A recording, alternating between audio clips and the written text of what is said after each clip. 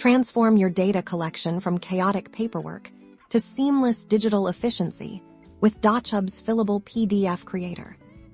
First, let's get started by creating a new fillable form. Head over to your Dochub dashboard and simply click the Create New Form button. This will give you a blank canvas to start building your masterpiece.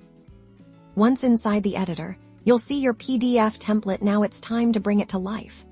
Look for the toolbar on your screen, which is packed with essential tools for creating interactive form fields.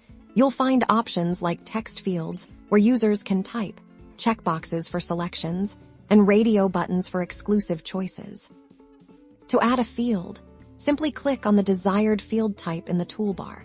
Then click and drag on your PDF where you want it to appear. You can easily resize fields by hovering over their edges and dragging them to fit your content perfectly.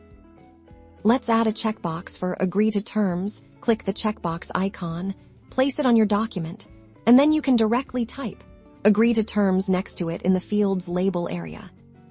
For multiple-choice questions, radio buttons are ideal. Select the radio button tool. Place your first option, label it, for instance, Yes, then simply place another radio button next to it and label it No.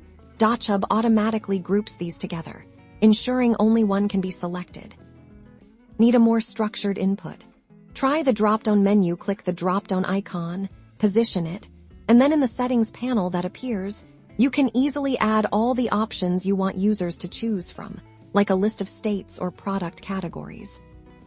Once you've added all your interactive fields and made your form dynamic and user-friendly, remember to hit that Save or Publish button. This ensures all your hard work is stored and ready for distribution.